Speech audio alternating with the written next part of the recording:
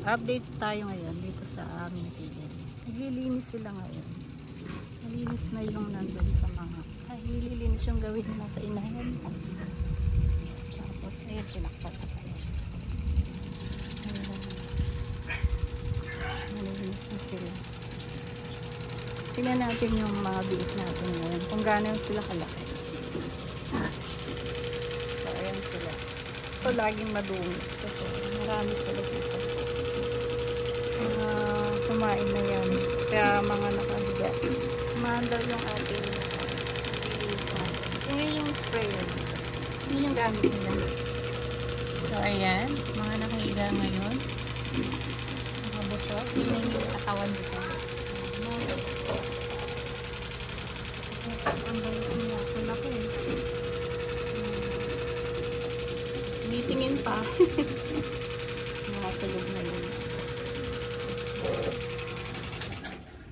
Yung ating automatic feeder. Basta nagutom sila, yun, kakain sila. Ano ng gamit ng automatic feeder. Hindi na kailangan maglagay-lagay ng pagkain nila kada oras or kung kailang gusto kumain ng ating mga baboy. Tapos ito, nasumputan na yan.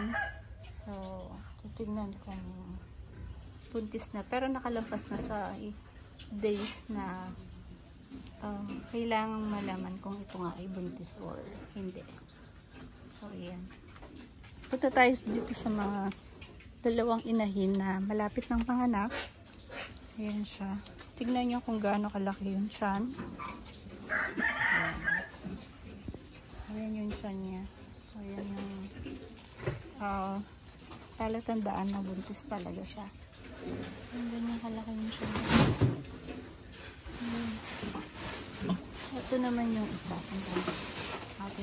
Ito, tingnan nyo yung tiyan niya. So, ayan. Ito yung pagkain nila. Sako-sako. Bimig yan, pero hindi kami sponsor ng bimig. At ito naman yung isa pang mga apit na rin mga anak.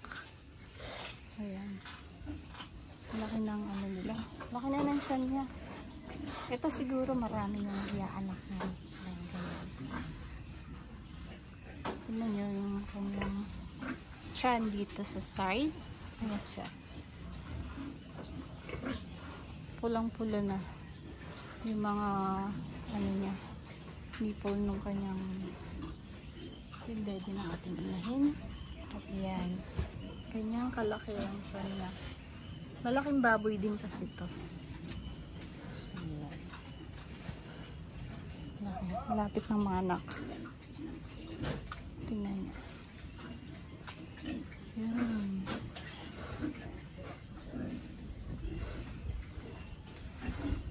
At ito naman yung ating mga partner. Yan. Harvest nito mga bandang July, katapusan ng or August. Yan. Yan sila. Yung ganyan sila. Oh. Nakipag-interact din sa iyo. Pagka nagsasalita ka din.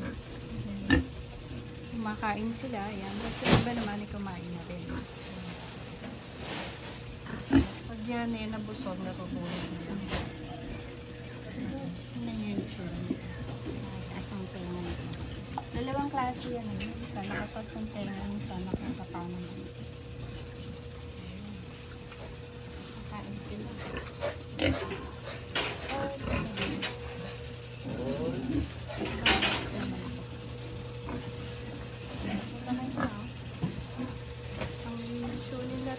Pero yun, nakikita nyo yung nakaupo na yun. Ang laki niya. Oh. Yan na yung ating naman. Ito, grower. Yung ganitong sako ng may grower yan. Kasi ito sa pagbubukas. Sasali niya dun sa mga brand. Tapos yung iba minimix naman ng pagkain. So, ito yung ating inahin. Nagutom na. Ayan siya. So, nagutom na. Laki mo. Tignan natin ngayong nakatayo siya. Yan, o. Laki ng siya niya. Malapit na siyang mahanap. Iihi pa. Ayun kung di ka gano'n kadami. Iihi lang ang baboy. Ang basa, oh. Tubig. Itong tatlo na to, gagawin inahin niya. Ang lalaki na rin nila. Takbo ko dyan kasi tatlo lang talaga yan. Gagawin inahin. Pakibuka. Gawa na naman ng pagkain.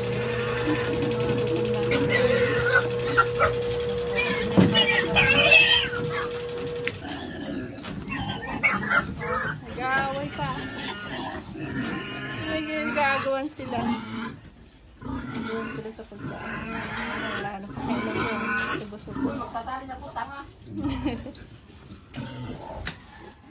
Alam niya yung pagkain niya. Yan, oh. Humihingi siya ng pagkain kay Richard. Ito yung makukulit. Oh, oh yun na. Oh. Makulitan nila. Bagong linis ngayon yan.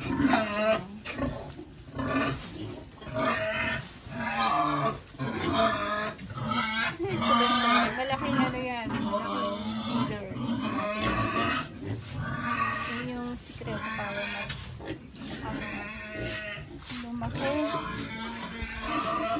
Tumaba. Mabilis lumaki at tumaba yung ating mga ginagawang patin yan. So, yun lang. Update. Yung nandoon, mga inahin din yun. Ang nililinis na.